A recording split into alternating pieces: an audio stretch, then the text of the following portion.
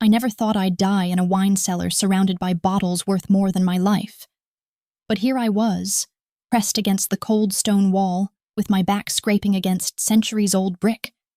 Marco Valentini's gun pointed directly at my chest, while my tears mixed with the $1,000 Bordeaux I'd just shattered on the floor in my desperate attempt to find something, anything, to use as a weapon or a shield.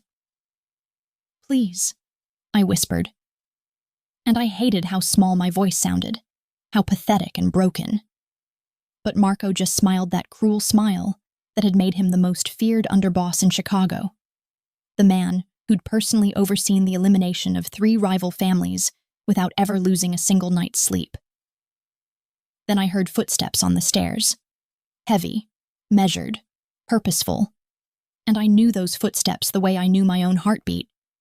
Had memorized the sound of them crossing my penthouse floor in the middle of the night, and everything inside me went still because those were his footsteps, Dante's footsteps, and I didn't know whether that made things infinitely better or catastrophically worse.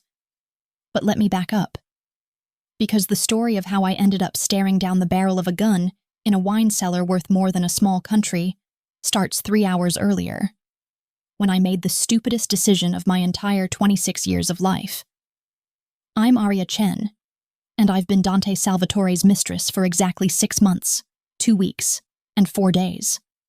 Not that I'm counting or anything, except of course I am, because when you're sleeping with the most powerful and dangerous man in Chicago, you count everything, every moment, every touch, every whispered word in the darkness that you're never quite sure actually meant what you desperately hoped it meant.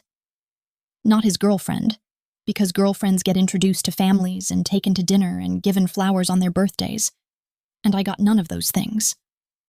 Not his lover, because that word implies something romantic and mutual and acknowledged in the daylight, and what we had existed only in shadow and secrecy, and the late-night hours when he would show up at my penthouse door with that look in his eyes that was half hunger and half something I was too afraid to name. His mistress, the dirty secret he kept in a luxury apartment on the north side with a view of Lake Michigan. The woman he visited when the weight of his empire became too heavy to bear alone. While his fiancée, the absolutely perfect and perfectly terrible Isabella Moretti, planned their society wedding that was supposed to unite 2 of the most powerful crime families in the entire Midwest. I told myself I was okay with it, had convinced myself over these past 6 months that I could handle the arrangement, that I was sophisticated enough and jaded enough and practical enough to accept the terms of our relationship without wanting more than he could give. The money helped my mother's medical bills because stage 4 cancer doesn't care about your pride or your moral compass, and the treatments that were keeping her alive cost more per month than I made in an entire year working as a hospital volunteer coordinator. The arrangement was clean, transactional, spelled out in actual paperwork that his lawyers had drawn up, complete with non-disclosure agreements and monthly deposits that appeared in my bank account like clockwork.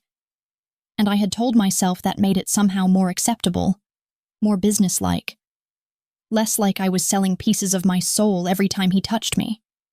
But tonight, standing in my bathroom and staring at the invitation that had somehow ended up in my mailbox, an invitation to Dante's annual charity gala, the biggest social event of the season, the kind of thing that got covered by every society page in Chicago.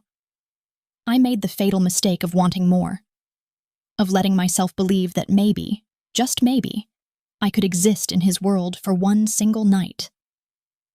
I'd only wanted to see him, to watch him from across a crowded ballroom and remind myself that he was real, and not just some fever dream, not just the man who visited me in darkness and left before dawn, who whispered my name like a prayer when he was inside me but never said it above a whisper, never acknowledged my existence anywhere except in the privacy of my apartment.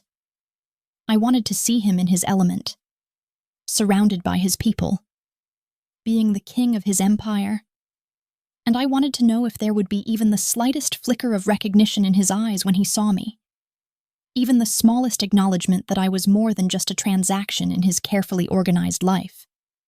So I'd done something incredibly stupid. I'd gone to the gala, had put on the most expensive dress I owned, which he'd bought me, of course, because everything I owned now came from him in one way or another.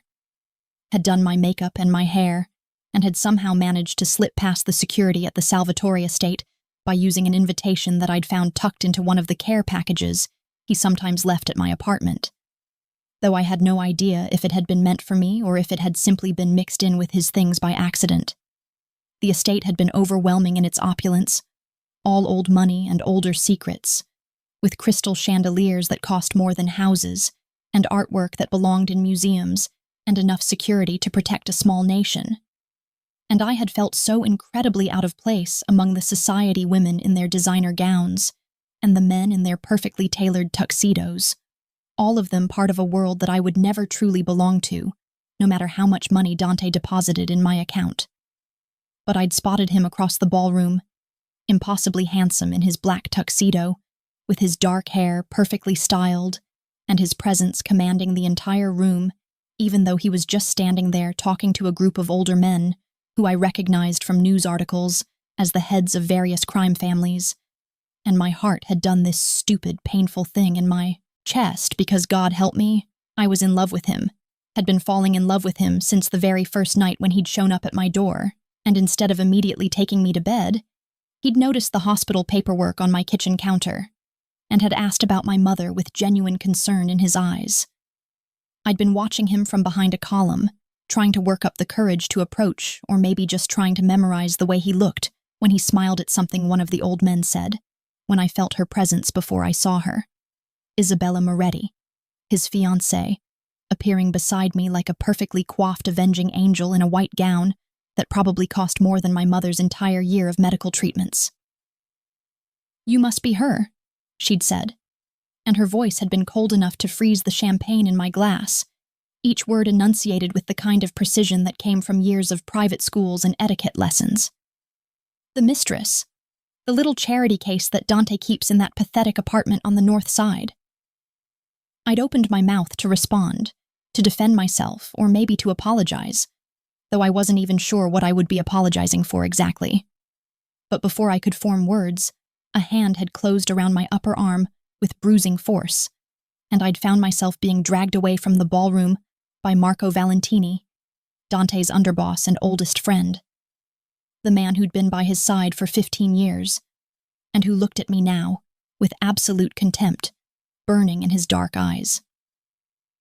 "You're the whore," he'd said as he pulled me down a hallway away from the party. And it wasn't a question, but rather a statement of fact, delivered with the same casual tone someone might use to comment on the weather. "Dante's gotten sloppy, letting you show up here like you have any right to be in this house, like you're anything more than a warm body he pays for when he needs to forget about the weight of the crown he wears." I'd tried to pull away, had stammered something about leaving, about it being a mistake. But Marco's grip had only tightened as he'd dragged me through a door and down a set of stone stairs that descended into darkness. And I'd realized with growing horror that we were going into the wine cellar, the famous Salvatore wine cellar that housed one of the most valuable private collections in the world. The cellar had been cool and dark, lit only by soft amber lights that made the bottles lining the walls gleam like jewels, and under any other circumstances, I might have found it beautiful, might have appreciated the history contained in this underground vault. But Marco had shoved me against the wall hard enough that my head had cracked against the stone, and then he'd pulled out a gun. And suddenly, the beauty of the cellar had transformed into the terror of a tomb. "Nothing personal, sweetheart," he'd said, and the gun had looked enormous in his hand, black and deadly and so incredibly final. "But the Salvatore Empire can't fall because the boss can't keep his dick in his pants, and that's exactly what's going to happen if the families find out that he's so obsessed with his mistress that he's jeopardizing the Moretti alliance." I'd fought then, had screamed and clawed and knocked over an entire case of vintage wine in my panic, and the bottles had exploded against the stone floor like grenades, red liquid spreading across the ancient stones in pools that looked disturbingly like blood, like a preview of what my blood would look like in just a few moments when Marco pulled the trigger. The sound of breaking glass had been deafening in the enclosed space, and the smell of expensive wine had filled my nostrils, and I'd pressed myself against the wall and whispered, "Please," even though I knew that men like Marco didn't respond to pleading, didn't have mercy switches that could be activated by tears or desperation. That's when I'd heard the footsteps on the stairs, when everything had changed in the space of a single heartbeat. Dante had appeared at the top of the staircase like an avenging angel, or maybe like the devil himself, and his eyes had met mine for a split second. Those dark, fathomless eyes that I'd gazed into while he moved inside me, that had looked at me with something that might have been tenderness in the quiet moments after. And in that second, I'd seen something flicker across his face that I'd never seen before, something raw and terrified and absolutely murderous. Then his eyes had shifted to Marco, and his entire demeanor had changed, had become cold and calculating, had transformed him into the mafia don that ruled Chicago with an iron fist. And when he spoke, his voice had been quiet. Too quiet. The kind of quiet that preceded violence and death.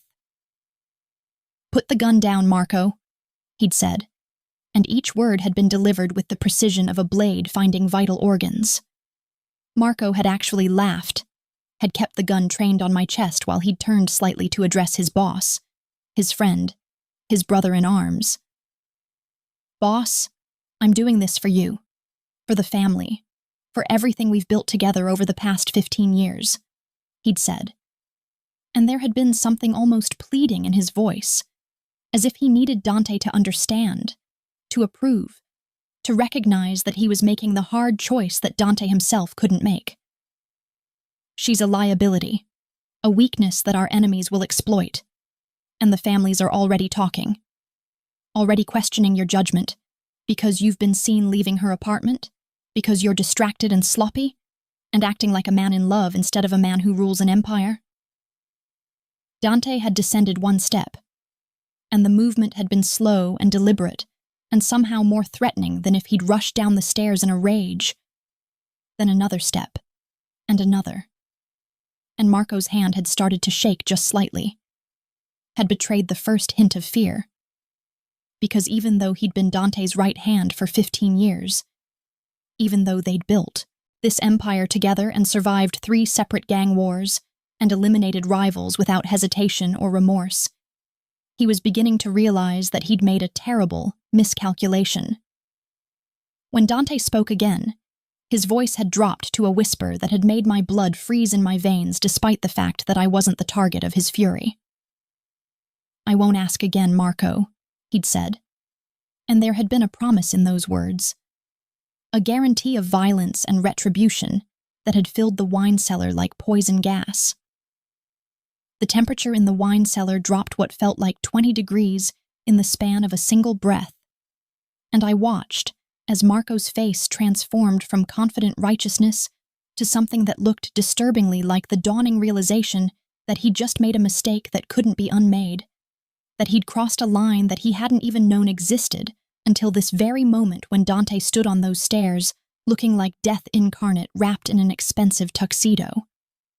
I'd never seen Dante like this before, not cold in the way that ice is cold, but glacial in the way that ancient things buried deep in the earth are cold, in the way that absolute zero is cold, with a fury so controlled and so complete that it was almost beautiful in its terrible precision.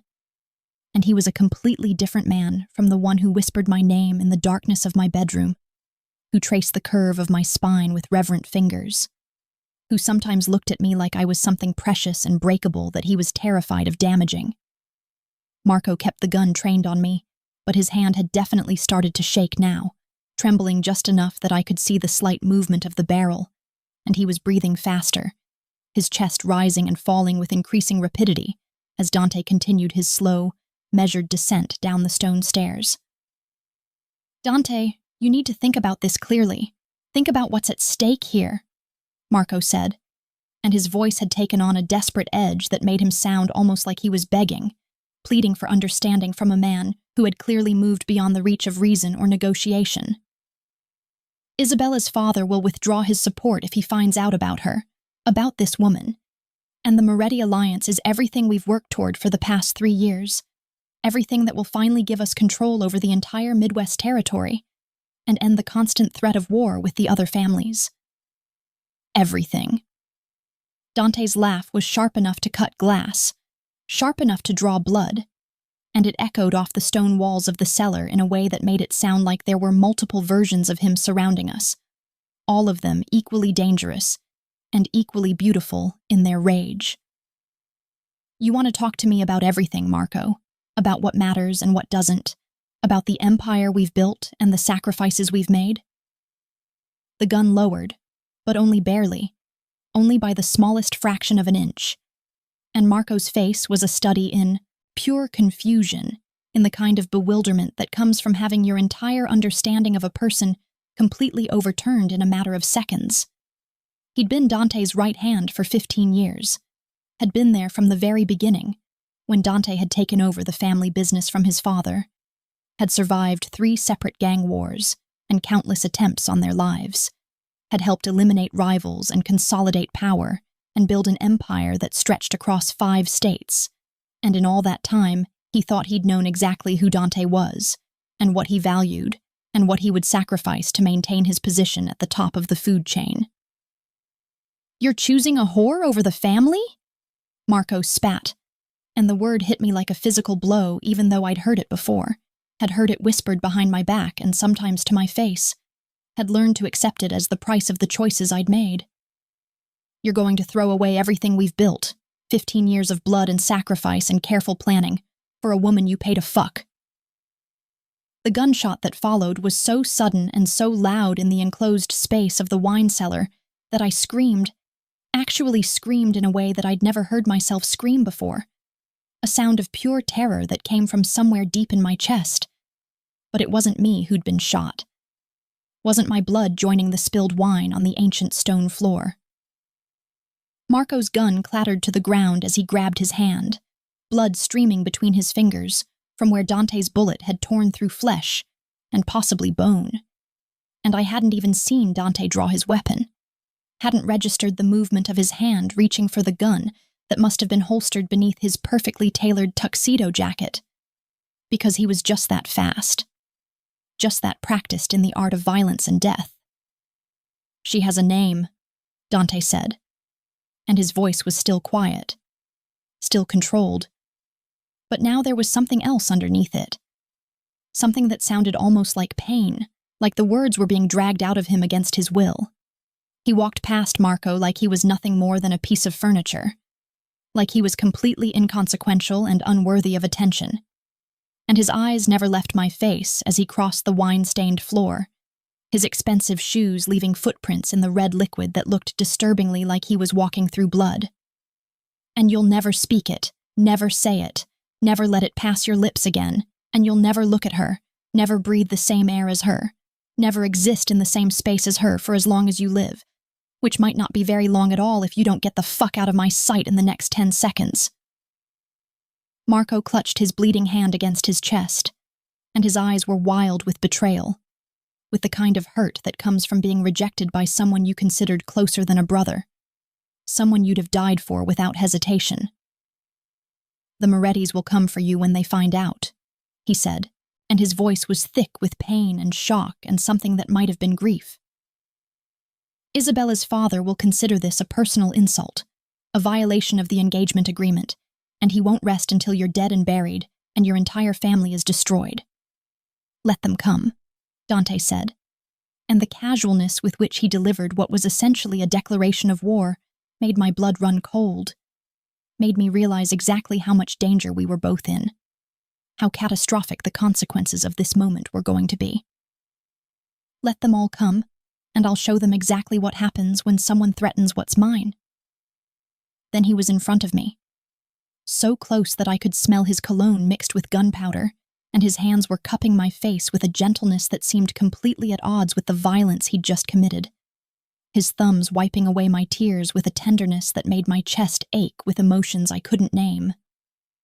"Aria," he said, and my name on his lips sounded like a prayer, like an invocation, like something sacred and precious. "Mia piccola fiamma, my little flame, tell me right now if you're hurt, if that bastard touched you, if he harmed even a single hair on your head." I couldn't speak, Couldn't find words adequate to express the chaos of emotions swirling through me like a hurricane. Couldn't process what had just happened, and what it meant, and what the consequences were going to be. He'd just destroyed a 15-year friendship, had shot his oldest friend and most trusted advisor, had jeopardized what was apparently a multi-million-dollar alliance that had taken 3 years to negotiate, had possibly started a war between crime families that would result in countless deaths and unimaginable bloodshed. And he'd done it all for me.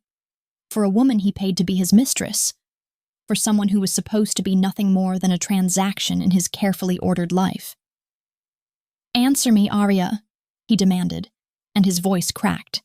Actually cracked in a way that I'd never heard before, revealing something vulnerable and terrified beneath the controlled exterior of the Mafia Don. "Did he touch you? Did he put his hands on you? Did he hurt you in any way?" "I'm fine," I finally managed to whisper, though my voice sounded strange to my own ears, distant and shaky and not quite real. "He pushed me against the wall, but I'm not hurt. Not really.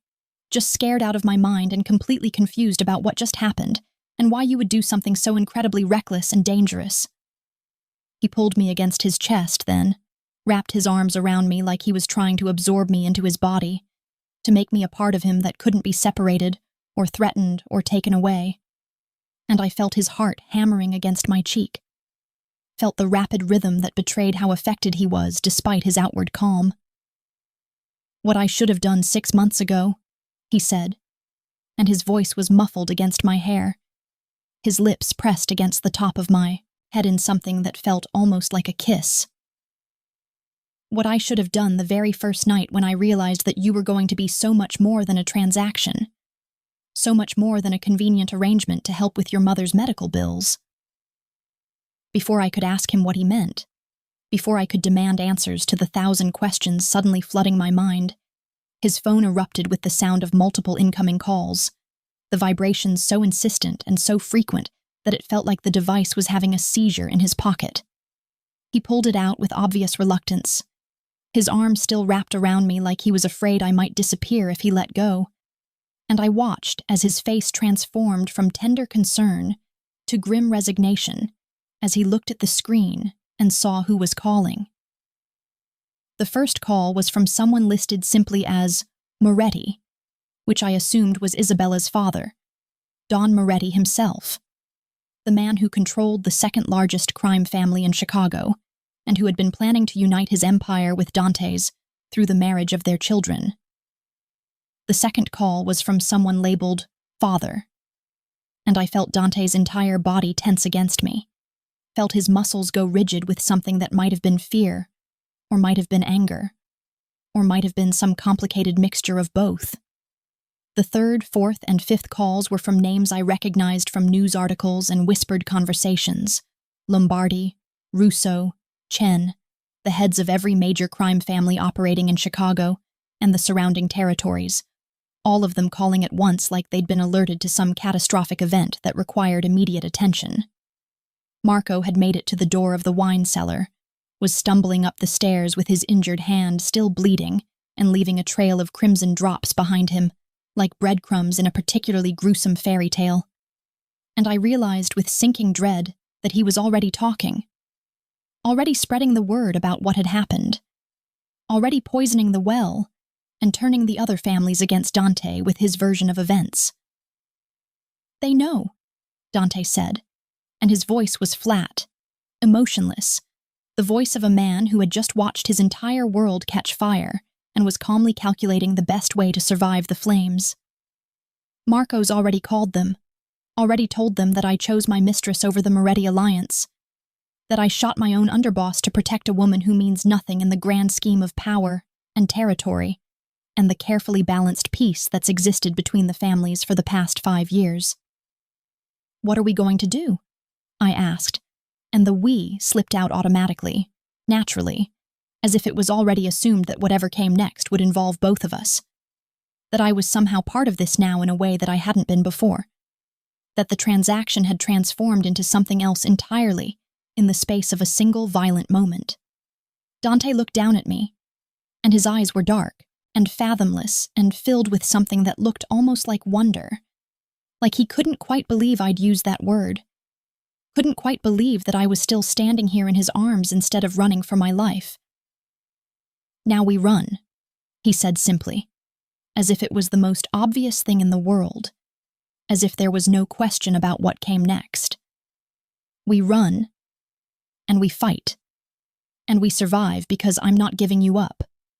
Not now, not ever, not even if it costs me everything I've spent my entire life building."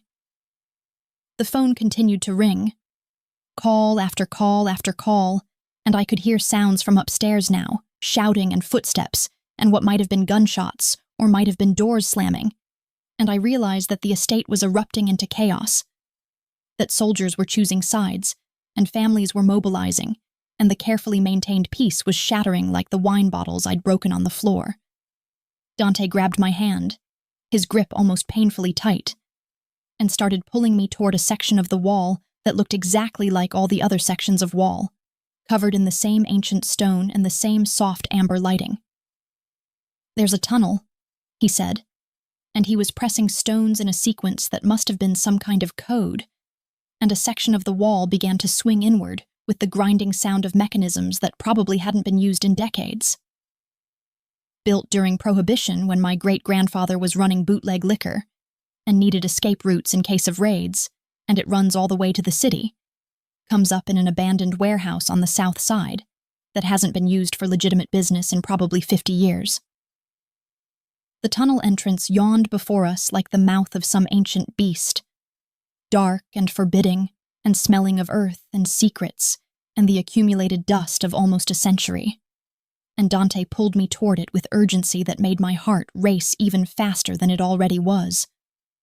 But before we could step through, before we could disappear into the darkness and whatever future awaited us on the other side, he stopped and turned to me, his hands once again cupping my face, his eyes searching mine with an intensity that made me feel like he was trying to memorize every detail, every feature, every tiny aspect of my face.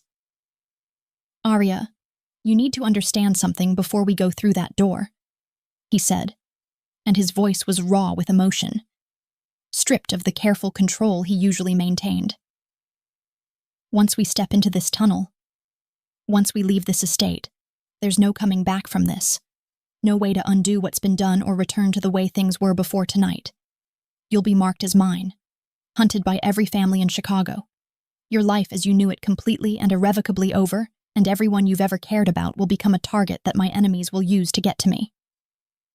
I looked at the man who had just declared war on 2 crime families for me, the man who had shot his oldest friend rather than let harm come to me. The man I'd tried so desperately hard not to fall in love with, because I'd known from the very beginning that loving him would complicate everything and probably destroy me in the end. His face was beautiful in the amber light of the wine cellar, all sharp angles and dark eyes, and the kind of dangerous charisma that had probably gotten countless women into trouble throughout history. And I realized that I'd already made my choice, had probably made it 6 months ago when I'd first opened my door to him and seen something in his eyes that had called to something in my soul. "Then let's go," I said, and my voice was steadier than I'd expected, stronger and more certain than I'd thought possible given that my entire life was literally falling apart around me. Because whatever is waiting for us on the other side of that tunnel, whatever hell we're about to walk into, it has to be better than a life where I have to pretend that I don't love you with every single piece of my broken, terrified, absolutely insane heart. His expression transformed into something that I'd never seen before, something that looked like relief and joy and terror all mixed together into an emotion so intense that it was almost painful to witness. And he kissed me then, not with the careful control he usually maintained or the practiced seduction he'd used during our first encounters, but with desperate hunger and overwhelming need, and something that felt terrifyingly close to worship. The kiss tasted like wine and gunpowder and the salt of tears, though whether they were his or mine I couldn't tell. And it felt like a promise and a goodbye and a beginning all at once. Felt like we were sealing something between us that could never be broken no matter what horrors awaited us in the darkness of that tunnel. We pulled apart only when the sounds from upstairs became impossible to ignore, when the shouting grew louder and more urgent, and we heard what was definitely gunfire now. Sharp cracks that echoed through the estate like thunder. And Dante's face went grim as he realized that whatever was happening up there had escalated beyond the point of peaceful negotiation. He pulled his phone out one more time, looked at the screen that was still lighting up with incoming calls from every powerful person in Chicago, and then he did something that made my blood run cold. He turned it off completely, cutting off all communication with the outside world, severing every connection to the empire he'd spent his entire life building. "Stay close to me," he said as he pulled me into the darkness of the tunnel, as the door began to swing shut behind us and seal us into the earth like we were being buried alive. "No matter what happens next, no matter what we face or who comes after us, stay close to me and trust that I will burn this entire city to the ground before I let anyone take you from me." The door closed with a final, decisive thud that echoed in the tunnel like a death knell. And we were plunged into absolute darkness, the kind of darkness that felt alive and suffocating. And I could hear Dante fumbling for what must have been a flashlight or some kind of light source.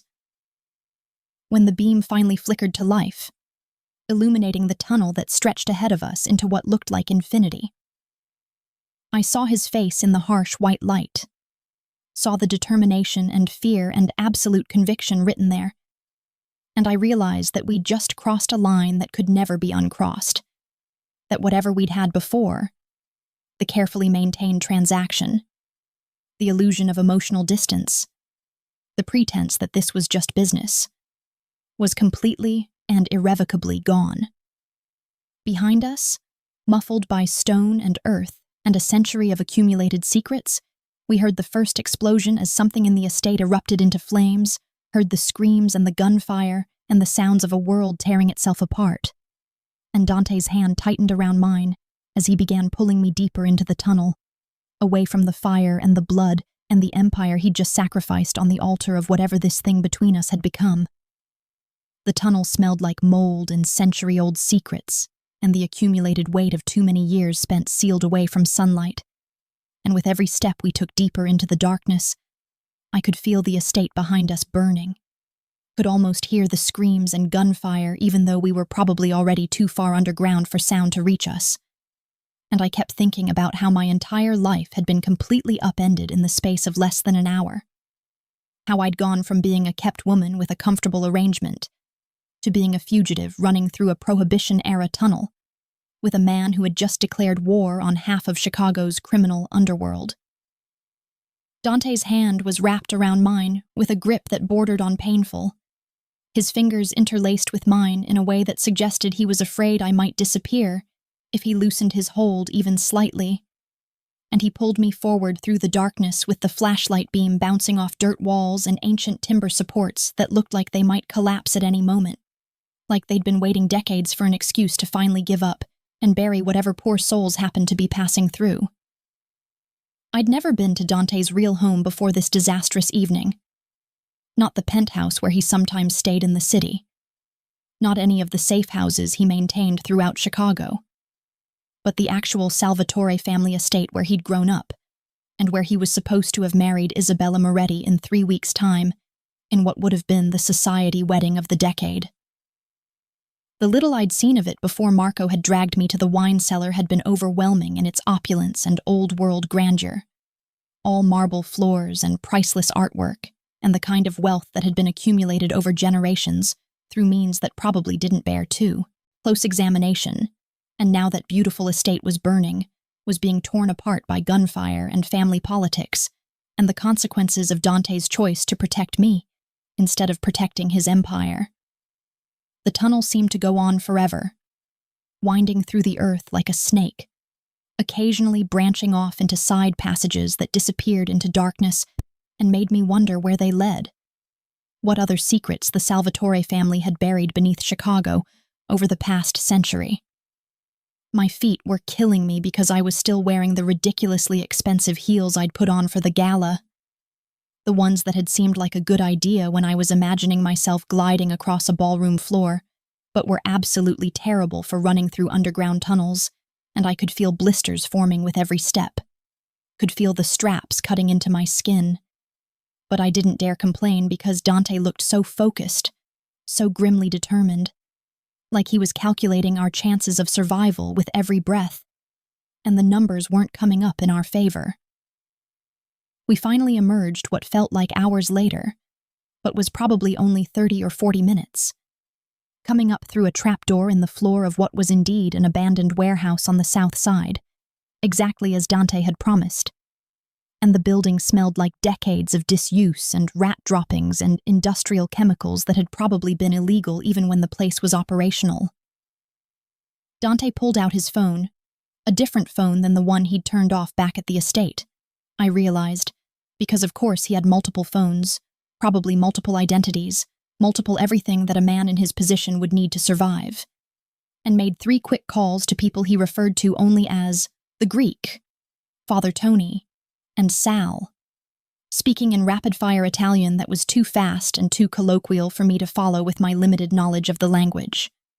Within what seemed like an impossibly short amount of time, maybe an hour at most, we had what Dante called a temporary situation handled, which apparently meant that we had a safe house on the north side, weapons that were being delivered by a man who looked like he could bench press a car, and a terrifying reality that was settling over me like a shroud as I sat on an overturned crate in the warehouse and watched Dante orchestrate our survival with the efficiency of someone who had probably done this kind of thing before. We were at war, actual war, not the metaphorical kind, but the type that involved bullets and bodies, and the very real possibility that we might not survive to see another sunrise.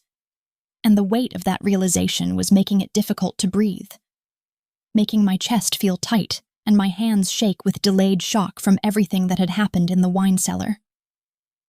"I need you to understand something," Dante said as we climbed into the nondescript sedan that Father Tony had delivered, a car that looked like it had seen better days but probably had bulletproof windows and armor plating and all sorts of modifications that weren't visible to the casual observer, and he was driving us through the dark Chicago streets, toward whatever safe house his people had secured, while constantly checking the mirrors like he expected to see pursuing vehicles at any moment. "The Morettis aren't going to let this go, aren't going to accept that I've broken the engagement and chosen you over their alliance, and they're going to send everyone they have after us. Professional killers, mercenaries, maybe even dirty cops that they have on their payroll. And they'll go after your mother, your friends, anyone you've ever cared about or spent time with, anyone they think they can use as leverage to get to you, or to get to me through you." My blood went cold. Actually went cold in a way that I'd thought was just an expression until that moment when I felt ice spreading through my veins at the thought of my mother, sick and fragile and completely defenseless in her hospital bed, becoming a target in this war that I'd inadvertently helped start. "My mother?" I said, and my voice came out strangled, panicked, higher pitched than normal as terror gripped my throat. "Dante, she's at Northwestern Memorial. She's completely vulnerable. She can't defend herself. She doesn't even know about you or about any of this, and if they go after her—" "Already handled," he interrupted, and his voice was calm, assured, the voice of a man who had thought several steps ahead while I was still processing step 1. "I moved her to a private facility 3 hours ago, around the time you were arriving at the gala, actually. Had my people transfer her under an assumed name to a place that specializes in cancer treatment, and that has the kind of security that rivals a federal facility. And she thinks she's being moved for better treatment, thinks it's a gift from the hospital foundation you work for, has no idea that she's actually being protected from a potential mob hit." I stared at him, trying to process what he'd just said, trying to understand the implications of the timeline he'd just revealed. And slowly, pieces started clicking into place in my mind like a puzzle assembling itself. "3 hours ago," I repeated, my voice barely above a whisper as understanding dawned. "You moved her 3 hours ago, before everything went to hell at the gala, before Marco pulled a gun on me, before you shot your oldest friend and destroyed your alliance with the Morettis." He kept his eyes on the road, his jaw tight, his hands gripping the steering wheel with enough force that his knuckles were white in the dim light from the dashboard. And he didn't say anything for a long moment. Just drove through the empty streets like he was trying to outrun his own thoughts. I moved her because I knew that tonight was going to change everything, he finally said, and his voice was rough, raw with emotion that he was barely keeping contained. I knew that I was going to have to make a choice, that I couldn't keep living this double life, couldn't keep pretending that you were just a transaction while planning to marry Isabella, couldn't keep lying to myself about what you'd become to me over these past 6 months. What are you saying? I asked. Though part of me already knew, had maybe always known on some level that I'd refused to acknowledge because acknowledging it would have made everything so much more complicated and terrifying. We pulled up to what looked like a condemned building. All boarded windows and graffiti-covered walls, and the general air of urban decay that suggested no one had legitimately occupied the space in years. But when Dante led me inside through a back entrance that required 3 different keys and a security code, I found myself in what could only be described as a fortress disguised as a ruin. The interior had been completely renovated, reinforced, turned into something that looked like it could withstand a siege, with multiple rooms that were being set up by men I didn't recognize, men who moved with military precision and carried enough weapons to start a small war, which I supposed was exactly what we were doing.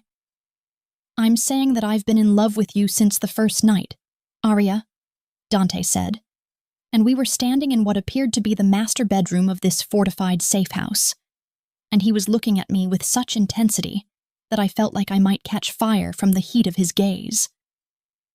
Since you walked into that charity hospital where you volunteer 3 days a week, the one where you spend your free time reading to dying children and holding the hands of old people who have no family left, and I realized that the woman I was paying to warm my bed was spending her precious free time doing volunteer work that didn't pay her a single cent.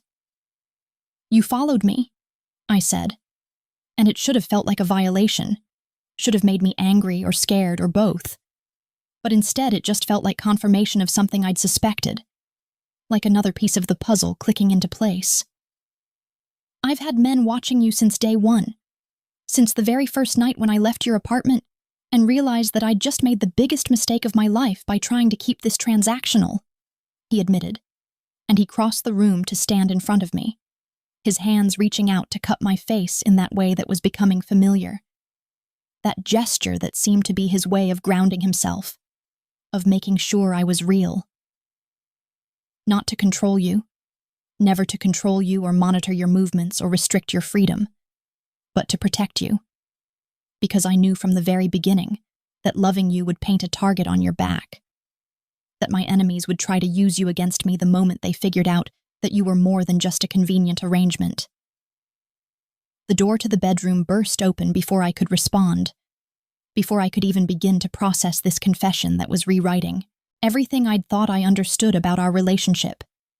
And a young man who looked startlingly like Dante, same dark hair, same sharp features, but younger and with less of the hardness that came from years of ruling a criminal empire, stood in the doorway looking panicked and out of breath.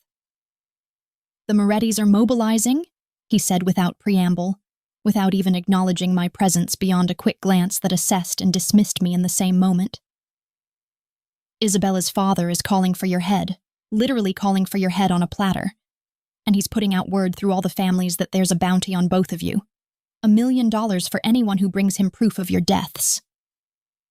Luca, Dante said, and his voice was calm, despite the content of what his brother, because this had to be his younger brother, the one I'd heard mentioned in passing but never actually met, had just told us. This is Arya.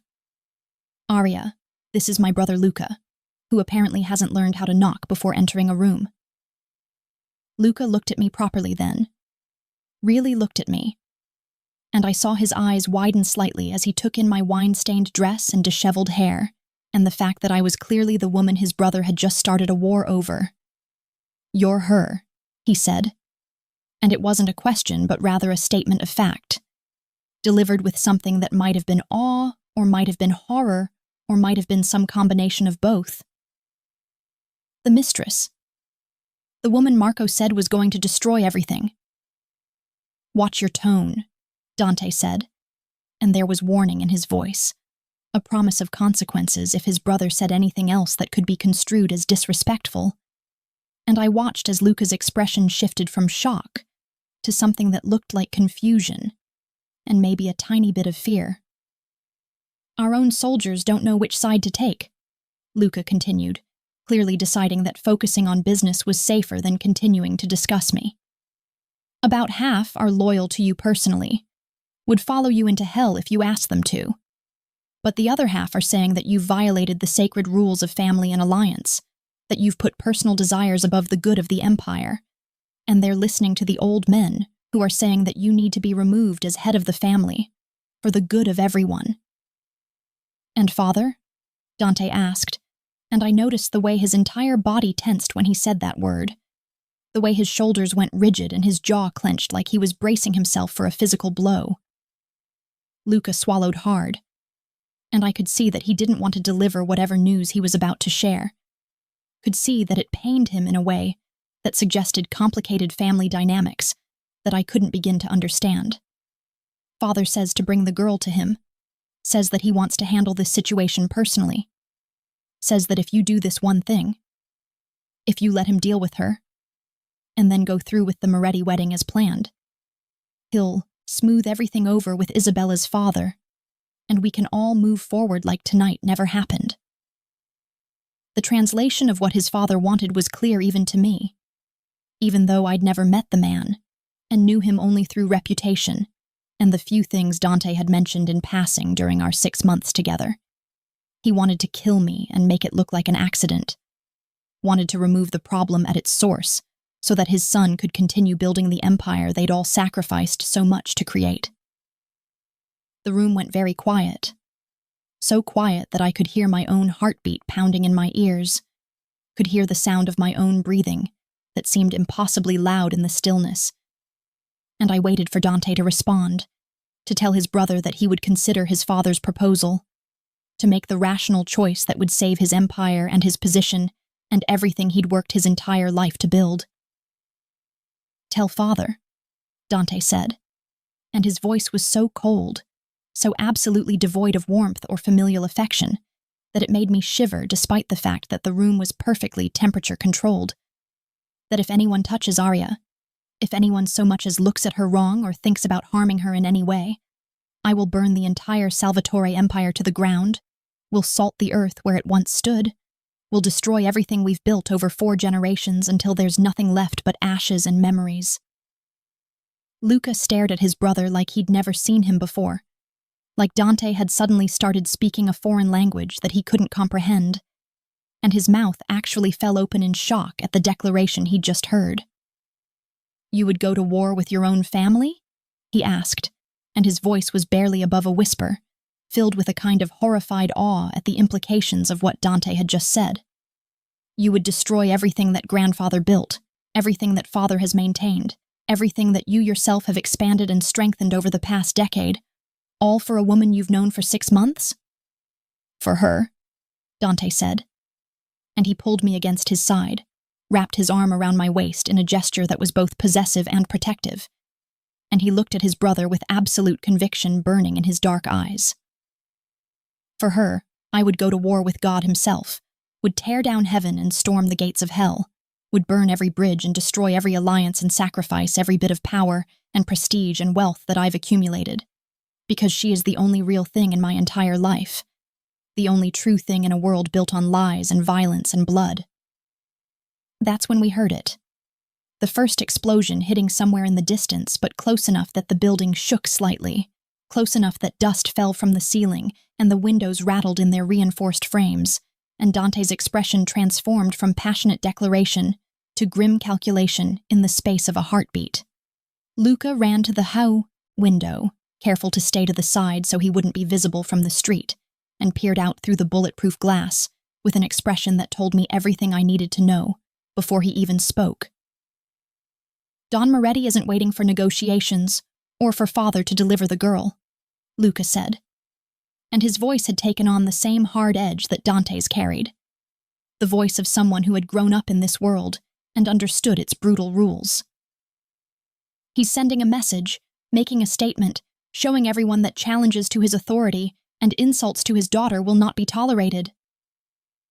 Alarms started blaring then, multiple alarms from multiple systems, and I could hear shouting from other parts of the building as Dante's men mobilized in response to whatever threat was approaching. And the reality of our situation crashed over me like a wave. We were trapped in a building that was about to become a war zone, surrounded by enemies who wanted us dead, cut off from any kind of official help, because we couldn't exactly call the police when we were both part of the criminal underworld that the police were supposed to be fighting against. Dante grabbed my hand again, that same iron grip that suggested he would hold on to me even if the building collapsed around us, even if the world ended and we were the last two people standing in the rubble, and he pulled me toward what looked like a solid wall, but which I suspected was actually another hidden exit, another escape route, because men like Dante always had contingency plans and backup options and ways to survive when everything went to hell. "There's a tunnel," he said, and I almost laughed at the irony of escaping through another tunnel, of our entire relationship apparently being defined by running through underground passages and emerging into uncertain futures. "This one leads to a parking garage 3 blocks away where I have cars stationed, and from there, we can get to another safe house, one that even Luca doesn't know about, one that I've kept secret for situations exactly like this." "But Dante, this is insane," I said, even as I let him pull me toward the wall, even as I heard the sounds of battle erupting outside. Gunfire and explosions and shouting that suggested Moretti's forces had arrived in full strength and were not interested in a prolonged siege. "You can't keep running forever, can't keep fighting your own family and the Morettis and every other crime family in Chicago, can't sustain this kind of war without eventually losing everything." He stopped at the wall, entered a code into a keypad that I hadn't even noticed in the dim light, and turned to look at me with such fierce intensity that I felt the weight of his gaze like a physical thing, like something that could anchor me to the earth or lift me into the sky depending on his will. "I need you to understand something, Arya," he said, and he was cupping my face again. Those strong hands that had killed and protected and built an empire now holding me like I was made of spun glass and might shatter at any moment. "The Morettis will send everyone they have, every soldier and mercenary and hired killer in their considerable arsenal, and they'll come at us with everything they've got because Don Moretti cannot afford to look weak, cannot afford to let anyone think that his authority can be challenged without devastating consequences." "I know," I whispered, because I did know, had understood the stakes from the moment Marco had pointed that gun at me in the wine cellar, had realized that my presence in Dante's life had triggered a catastrophic chain of events that couldn't be stopped or reversed. "But here's what they don't understand," Dante continued, and a smile played at the corners of his mouth. "Dangerous, and beautiful, and absolutely terrifying in its implications. I've been preparing for this possibility for months, have been quietly moving assets and securing loyalties, and building a network of people who are loyal to me personally, rather than to the Salvatore name or the family empire, because I knew that eventually I would have to choose between you and everything else. And I've known which choice I was going to make since the 3rd week of our arrangement, when I realized that I couldn't stop thinking about you, even when I was supposed to be negotiating territory deals and planning strategic alliances." The wall section slid open, revealing yet another tunnel, though this one looked more modern, more recently constructed, with electric lights and concrete walls instead of the dirt and timber of the Prohibition-era passage, and Dante pulled me toward it just as a louder explosion hit. This one close enough that I could feel the heat of it, could smell smoke and burning chemicals and the acrid scent of gunpowder. Luca shouted something in Italian, something that sounded urgent and probably involved curse words that I didn't know, and then he was diving through the tunnel entrance after us, and the wall was sliding shut behind us, sealing us off from the battle that was raging in the safe house we were abandoning. "What are you suggesting?" I asked as we ran through the tunnel, as the sounds of warfare echoed behind us, and Dante's hand remained locked around mine like he would never let go. like I had become as essential to his survival as oxygen or blood, or the beating of his own heart. "I'm suggesting," he said, and we emerged into the parking garage he'd mentioned, where 3 different vehicles sat waiting with engines already running and drivers behind the wheels who looked like they could handle themselves in any situation that might arise.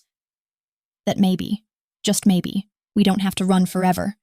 That maybe we can find a way to end this that doesn't involve either of us dying or me destroying everything I've ever built.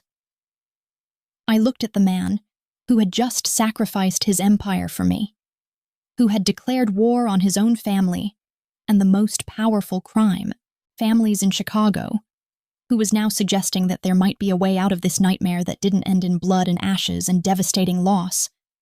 And I saw something in his eyes that I'd never seen before.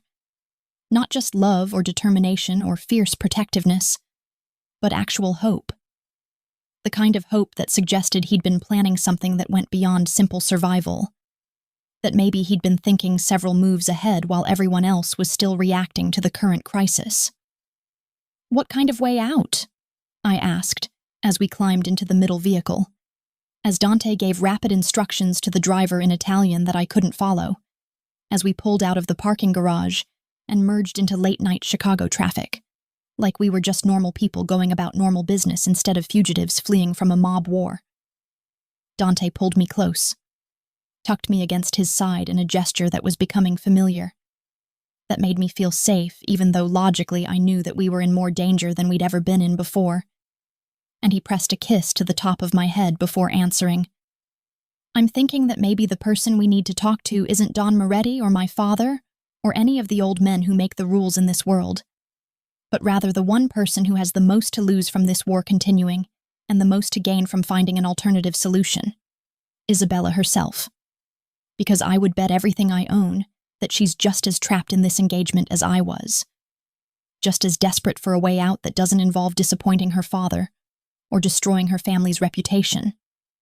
The safe house where we finally stopped running was nothing like the fortified building we'd abandoned, nothing like the condemned warehouse where we'd first emerged from the Prohibition Tunnel, and instead it was a surprisingly ordinary apartment in a high-rise building in the Loop, the kind of place where young professionals and wealthy retirees lived their normal, law-abiding lives without any idea that a mafia don and his mistress were hiding just a few floors above them, surrounded by enough weapons to stage a small coup and protected by men who moved through the shadows like ghosts. I sat on the edge of an expensive leather couch that probably cost more than most people's cars, still wearing my wine-stained gala dress that had somehow survived our escape through 2 separate tunnels and a car chase that I was trying very hard not to think about. And I watched as Dante paced back and forth across the hardwood floor while talking rapidly in Italian to various people on his secure phone, his voice tight with controlled tension as he orchestrated whatever plan was forming in that brilliant, dangerous mind of his. "I need you to understand something," Dante said when he finally ended his last call and came to sit beside me on the couch, and his hand immediately found mine, those fingers interlacing with mine in a grip that had become our lifeline over these past several hours of running and hiding and trying to survive. "The Morettis will send everyone, every resource they have, every connection they've cultivated over the past 3 decades of building their empire. And they'll go after your mother even though I've hidden her. They'll go after your friends from the hospital even though they have nothing to do with any of this. They'll tear apart your entire life looking for leverage they can use against us. Because that's how this world works. How power is maintained, and challenges are answered in the only language that men like Don Moretti understand." My blood went cold again. That same terrible chill spreading through my veins that I'd felt in the car when he'd first mentioned my mother being a target. And I thought about Sarah from the volunteer coordinator's office who always brought me coffee when I was having a bad day. About Marcus who worked security at the hospital and always had a joke ready to make the sick children laugh. About all the normal, innocent people whose only crime was existing in my orbit and who were now potentially in danger because I'd fallen in love with a man whose world operated by rules that had nothing to do with morality or justice or any of the concepts that guided regular human interaction. But here's what they don't understand. What Don Moretti hasn't figured out yet in his rage over his daughter being slighted and his alliance being destroyed, Dante continued. and he turned my face toward his with gentle fingers under my chin, making me look into those dark eyes that had seen so much violence and blood, but that looked at me with such tenderness that it made my chest ache. I've been preparing for this possibility for months now, ever since the night I realized that I was falling in love with you, and that eventually I would have to choose between you and everything else I'd spent my entire life building. And I've been quietly moving assets into accounts that my father can't access, securing loyalties with men who are devoted to me personally, rather than to the Salvatore name, building a network that exists independent of the family structure so that when this moment came, I wouldn't be left completely vulnerable and defenseless. I stared at him, trying to process what he was telling me, trying to understand that he'd been planning for this war for months, while I had been lying in bed beside him, thinking our relationship was just a transaction, just a business arrangement that would end when he married Isabella, and moved on with his life according to the predetermined path that had been laid out for him since birth. "You've been planning to leave," I said slowly, and my voice sounded strange to my own ears, filled with wonder and confusion, and a kind of awe that he had thought so far ahead, that he had been willing to sacrifice so much even before the crisis point had arrived. "You've been preparing to walk away from your family, from your empire, from everything you've ever known, and you've been doing it for months, while pretending that I meant nothing more to you than any other woman you might have paid for companionship." "I've been preparing to choose you," he corrected, and he pulled me closer, wrapped his arms around me in a way that made me feel protected, despite the fact that we were surrounded by danger on all sides, despite the fact that there were probably dozens of hitmen and mercenaries searching the city for us right now, with instructions to kill on sight.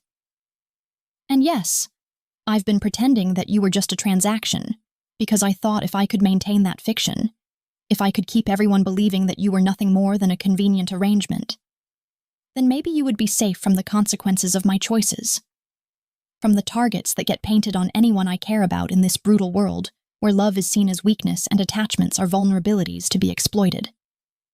Before I could respond, before I could tell him that I loved him too, and had been loving him for months, while trying desperately to protect my own heart from the inevitable pain of losing him, there was a knock at the door.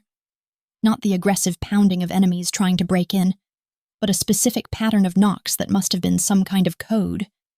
And Luca entered looking exhausted and worried, and carrying what appeared to be a laptop computer and several thick folders of documents.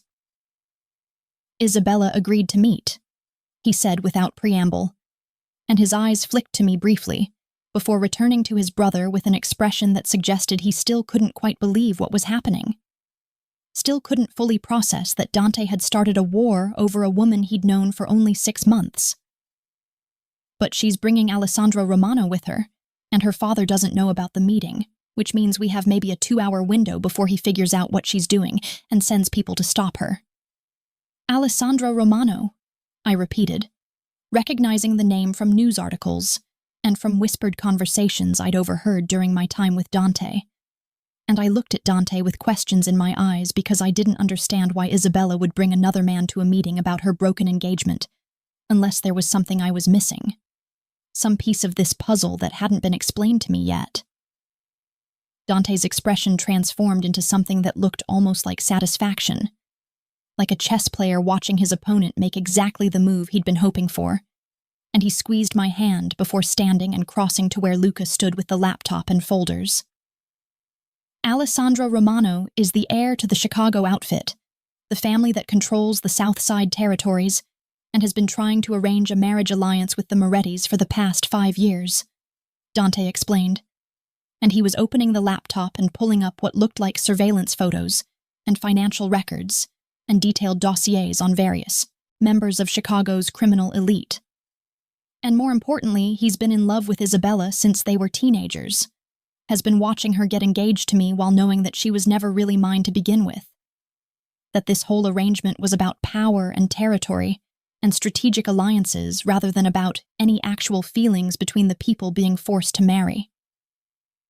Understanding crashed over me like a wave, sudden and complete and almost overwhelming in its implications, and I realized what Dante was suggesting, what kind of solution he thought might exist to this impossible situation we found ourselves in.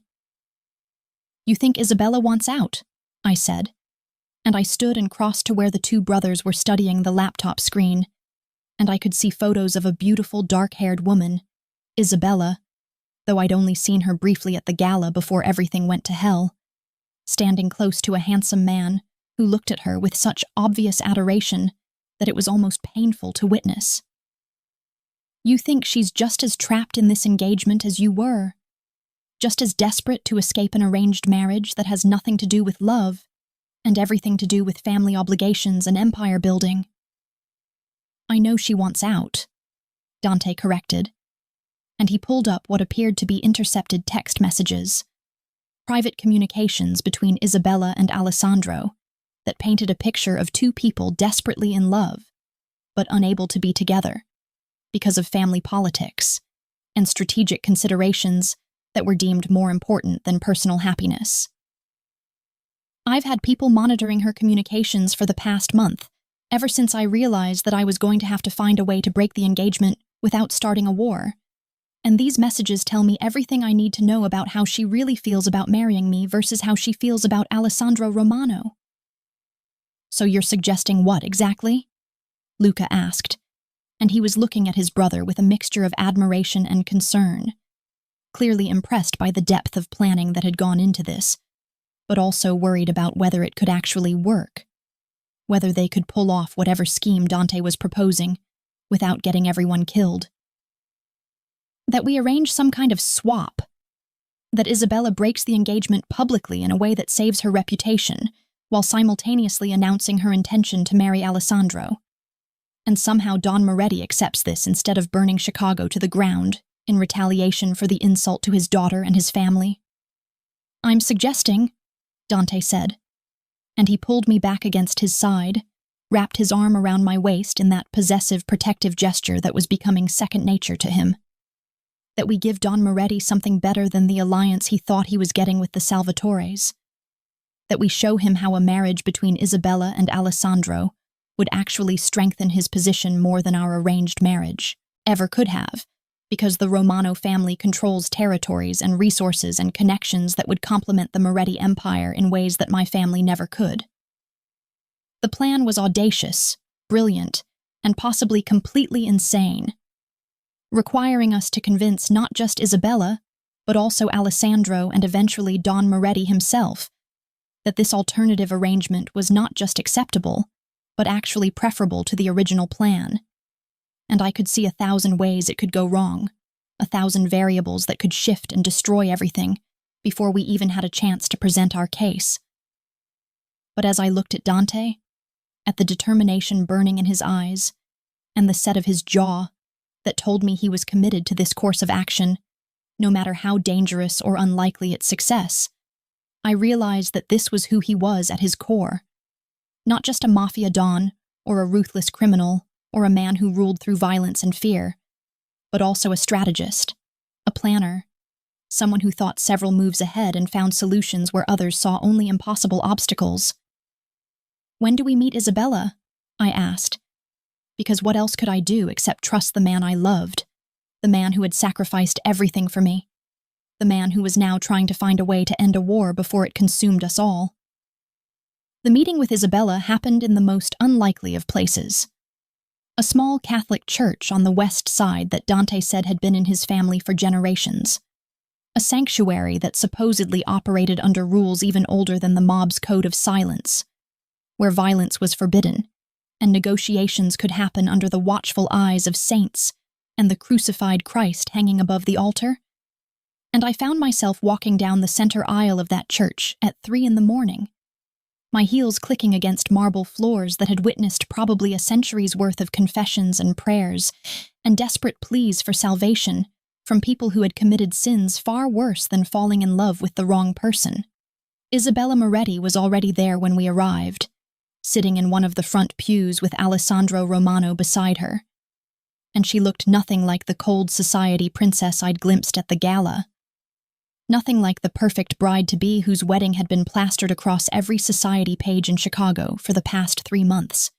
and instead she looked exhausted and scared and somehow relieved, like she'd been waiting for this moment, for this conversation, for this chance to finally break free from the gilded cage that her father had built around her life. "You're either very brave or very stupid to come here," Isabella said when she saw me, and her voice was different than I'd expected, lacking the venom I'd heard when she'd confronted me at the gala, and instead carrying a kind of weary resignation that suggested she was too tired to maintain the facade of the offended fiancé. "My father has every soldier in his organization looking for you right now, has put out word through every family in Chicago that there's a bounty on your head, and you walk into a meeting with me like we're just going to have a civil conversation about the fact that you've been sleeping with my fiancé for the past 6 months. "I'm the woman who loves your fiancé," I replied, and I forced myself to walk forward with confidence I didn't entirely feel, forced myself to meet her eyes and not flinch away from whatever judgment or anger I might find there. "And you're the woman who doesn't love him, who has never loved him, who has been counting down the days until this wedding with about as much enthusiasm as someone facing a prison sentence." Her mask slipped then, just for a second, and I saw surprise flicker across her beautiful face before she composed herself again, before she rebuilt the walls that women in her position learned to construct from childhood, the armor that protected them from showing vulnerability or weakness or any emotion that could be used against them. "Excuse me?" she said, but her voice lacked conviction, lacked the outrage that should have accompanied such an accusation if it had been untrue. I pulled out my phone, showed her the photos that Dante's people had compiled, not the ones of her with Alessandro that could be explained away as innocent friendship, but the more recent ones, the ones that showed them together in moments that were decidedly not innocent, that showed her looking at Alessandro the way I looked at Dante, with love and longing and desperate hope written across every feature. "You're in love with Alessandro Romano," I said, and I kept my voice gentle because I realized that we weren't enemies, that we were actually allies in this strange situation. Two women trapped by circumstances and family obligations and the brutal mathematics of power that governed the world we'd both found ourselves in. "You have been for years, probably since you were teenagers if the intelligence Dante's gathered is accurate. And this marriage to Dante was never about love or even companionship. It was purely strategic. Your father's way of uniting the families and consolidating power. And you've been going along with it because you didn't think you had any other choice. Because women in our world don't get to choose love over duty." Isabella looked at Alessandro then, and something passed between them. Some silent communication that spoke of years of hidden feelings and stolen moments, and the kind of love that persists despite impossible odds. And when she turned back to me, her eyes were bright with unshed tears that she was clearly fighting to contain. "And what exactly are you proposing?" she asked, and her voice had softened, had lost the defensive edge and become something more genuine, more vulnerable, more human than the society princess persona she showed the world. Over the next hour, sitting in that church with dawn beginning to lighten the stained glass windows and cast colored light across our small group, we crafted a plan that was either brilliant or insane, or possibly both simultaneously.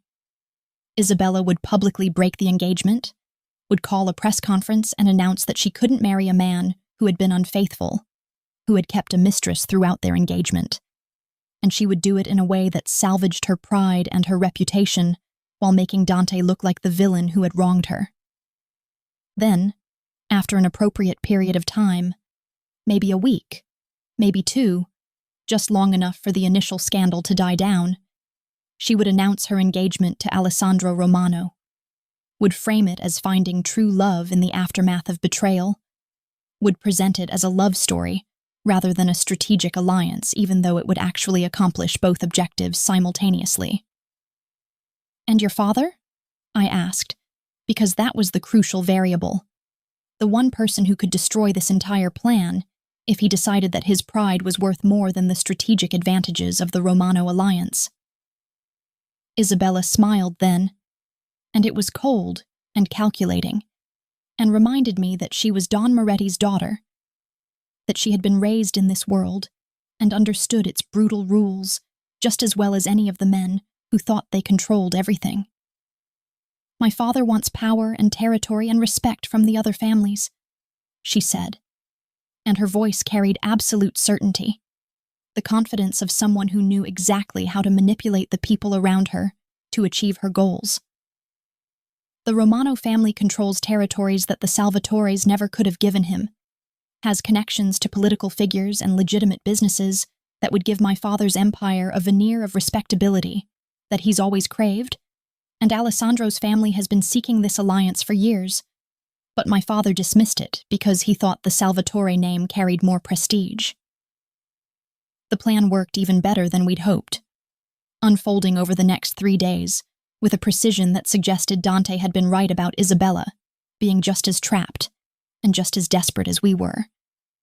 She held her press conference looking perfectly devastated and beautifully wounded, told the assembled reporters that she'd discovered Dante's infidelity and couldn't possibly marry a man who had betrayed her trust so completely, and the society pages ate it up with headlines about the scorned bride and the faithless groom that painted her as a sympathetic figure, and Dante as exactly the kind of villain that people expected mafia dons to be. Then, exactly 10 days later, she announced her engagement to Alessandro Romano in an exclusive interview that framed their relationship as a beautiful love story, as finding happiness in the aftermath of heartbreak, and the same reporters who had condemned Dante for his infidelity now celebrated Isabella for her resilience and her ability to find true love. And somehow, miraculously, Don Moretti accepted it all because his advisors had shown him the financial projections and territory maps and strategic analyses that proved Isabella had been right about the Romano alliance being superior to the Salvatore arrangement. 1 month after that terrible night in the wine cellar, Dante took me back to the estate, not to live there, not to reclaim his position as head of the Salvatore family, because he'd already formally stepped down from that role and handed control to Luca, but to see the wine cellar one final time, to walk through the space where everything had changed and where we'd both almost died. The cellar had been completely renovated.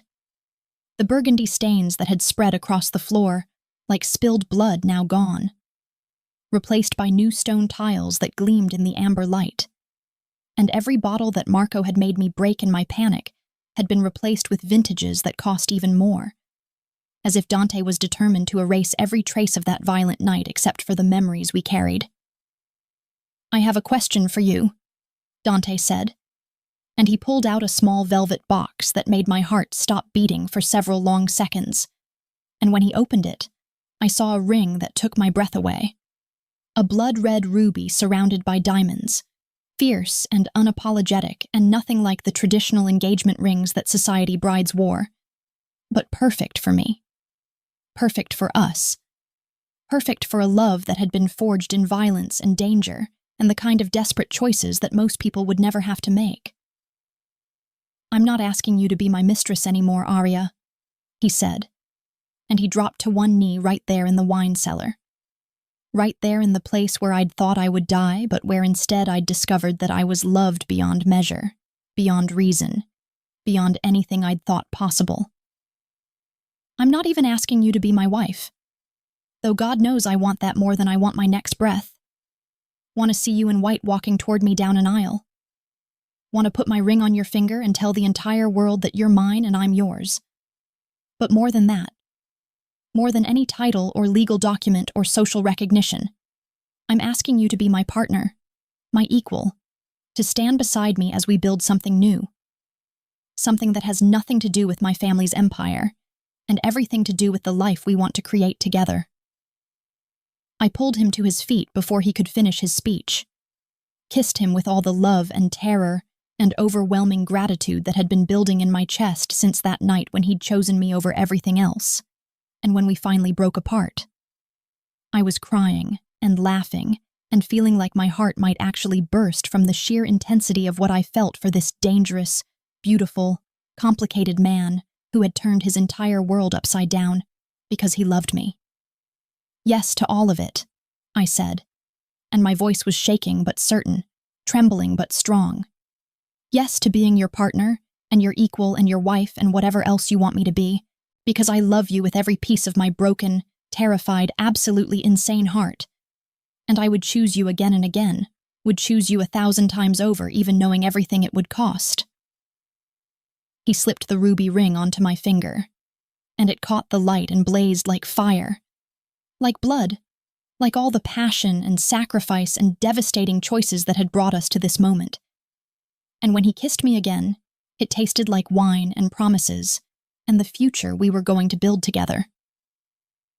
No more wine cellars, though, I said against his lips, and I was smiling despite the tears still streaming down my face. I'm more of a penthouse suite kind of queen, something with a view and natural light and significantly fewer memories of almost being murdered. He laughed then.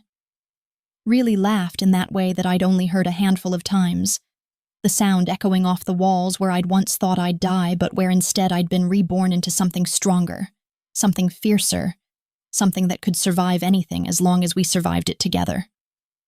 Done, he said, and he was still smiling as he swept me into his arms and carried me toward the stairs, toward the light, toward whatever future awaited us beyond the darkness of that cellar. Though I'm keeping this one, keeping it exactly as it is now, renovated and beautiful and cleaned of all the blood and wine as a reminder of what we survived, of what we're capable of when we choose love over everything else. A reminder of what? I asked, though I thought I already knew the answer, could feel it in the way he held me, in the fierce possessiveness of his grip, and the tenderness of his touch. That the best things in life are worth bleeding for, he said, and he carried me up the stairs and into the sunlight streaming through the mansion's windows, into a future that we would build together on our own terms. And that sometimes, if you're very lucky and very brave, the mistress becomes the queen, and the empire you thought you wanted becomes nothing compared to the kingdom you build with the person you love.